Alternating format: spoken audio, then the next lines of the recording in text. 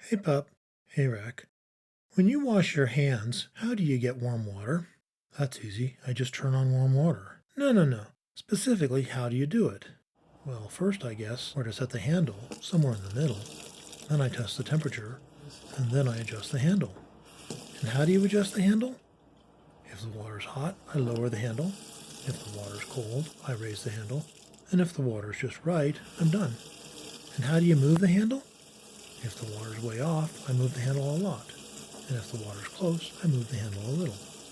That sounds like Bayes' law. No. Let's work through the cases. I'm just going to restate what you said. If the water is much too cold, if the temperature I wanted is much higher than the temperature I found, say the ratio is 1.5, I raise the handle a lot. If the water is a little bit cool, if the temperature I wanted is a little larger than the temperature I found, say the ratio is 1.1, I raise the handle a little. If the water is just right, if the temperature I wanted equals the temperature I found, say the ratio is 1.0, I'm done. If the water is a little bit warm, if the temperature I wanted is a little less than the temperature I found, say the ratio is 0.9, I lower the handle a little. If the water is much too hot, if the temperature I wanted is much less than the temperature I found, say the ratio is 0.5, I lower the handle a lot. That's what you said? Yup, that's what I said. Notice that the ratio of the temperature I wanted to the temperature I found tells us exactly how to move the handle, up or down, a little or a lot. Agreed? Let's convert that table, or specifically that ratio, into an equation. First, I start with an initial guess about the position of the handle, somewhere near the middle. Then I perform an experiment to improve my guess. I test the temperature of the water and compute the ratio of the temperature I wanted to the temperature I found. And finally, I adjust the handle by exactly that ratio, and the temperature of the water should be close to what I wanted. Okay. Let's talk about cause and effect for a moment. Would you agree that the position of the handle causes the temperature of the water? That the initial position of the handle causes one temperature and the final position of the handle causes another? Also that the temperature I want is one effect and the temperature I found is another effect? Yeah. The first problem with getting warm water is that I cannot look at the handle to tell whether the handle is too high or too low. I can only test the water to tell whether it is too warm or too cold. The second problem is that I cannot adjust the temperature of the water directly. I can only adjust the position of the handle. So I'm trying to find the position of the handle when all I can sense is the temperature of the water. That sounds right. So I'm trying to find the hidden cause when all I can see is the visible effect. Going from visible effects to hidden causes is called inverse deduction. Forward deduction, or asking what is the water temperature for a chosen handle position, is easier. Inverse deduction, or asking what is the handle position for a chosen water temperature, is harder. So making warm water is inverse deduction. What does that have to do with Bayes? Bayes' law was invented to do inverse deduction. Let's transform our equation into Bayes' law. First, let's replace water temperature I wanted with water temperature I wanted or expected. The word wanted makes more sense when I'm trying to achieve a new goal. The word expected makes more sense when I'm trying to understand an existing phenomenon. Both words work the same, but the word expected is easier to explain. Next, let's replace initial handle position with handle position because it's simpler. And let's replace final handle position with handle position given water temperature I found because I'm going to change the position of the handle depending on the temperature that I find. Note that the pipe symbol means given. Next, let's replace water temperature I found with water temperature because it's simpler. And let's replace water temperature I wanted or expected with water temperature given handle position because that is the temperature I expect to see based on the initial handle position. Finally, let's replace handle position with cause and water temperature with effect to generalize the rule. Now we can see that the heart of inverse deduction is using the ratio of two effects to transform one cause into another.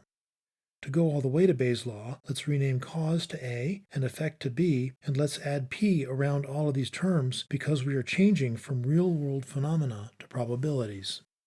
Bayes' law reads P of A given B equals P of B given A divided by P of B times P of A. If P of B given A is a forward deduction, then P of A given B is an inverse deduction. Note that all of these substitutions form an explanation rather than a proof because we are trying to develop intuition. The real proof is easy, but we're not going to do it here. Okay. In my experience, using inverse deduction becomes easier with practice, so let's. You aren't feeling well, so you go to the doctor. She tells you that you test positive for raccoonitis, the desire to wash all of your food like a raccoon. No problem when you eat vegetables. Severe problem when you eat cookies. Your doctor tells you that the test is 99% accurate in all cases, and that about one critter in a million has the disease, so you shouldn't feel alone. The fact that the test is 99% accurate makes you worry that you will eat soggy cookies for the rest of your life. So what are the real odds that you have raccoonitis? Pause the video to try this out. Let's start with Bayes' law. Let's replace A with has raccoonitis and B with test positive to clarify the problem. The initial hypothesis, P has raccoonitis, is the probability that anyone has the disease, which the doctor said was 1 in a million. The numerator, P test positive given has raccoonitis, is the accuracy of the test, which the doctor said was 0.99. We also deduce that P test positive given not has raccoonitis is 0.01. The tilde means not. However, the denominator, P test positive, needs to be computed by adding the probability that someone has the disease and tests positive to the probability that someone doesn't have the disease and tests positive. Plugging in the numbers gives us about 0.01 or 1 in 100. Now we can plug the numbers into Bayes' law. This says that the probability I have raccoonitis, given a positive test, is about 0.0001 or 1 in 10,000, so I'm probably safe. Excellent!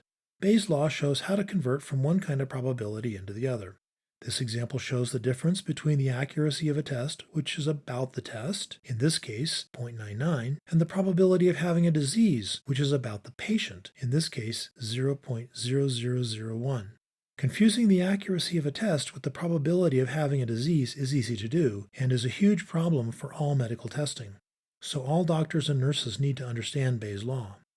One nice thing about Bayes' law is that it's very concise, showing exactly the ideas that mathematicians care about. When we work directly with probabilities, like in this problem, we can often plug numbers directly into the symbols. Here the symbols A and B refer to two random variables, such as hypothesis and evidence, or has raccoonitis and test positive. Cool. You just moved into a new house, and you need to water the lawn. How long should you run the sprinkler? 5 minutes, 10 minutes, 30 minutes, 1 hour, 3 hours? How will you figure it out? Pause the video to try this out. Let's go back to the cause and effect equation. To clarify the problem, let's replace cause with watering time and effect with dampness, because the watering time causes the dampness of the grass. This still seems confusing, so let's replace watering time given dampness with final watering time, the numerator with dampness I wanted, the denominator with dampness I found, and watering time with initial watering time. The reasons for these changes are the opposites of the explanations given above. Here is my plan. I'm going to guess 30 minutes is a good initial watering time because that's how long I watered at my previous house. So I will water my lawn for 30 minutes.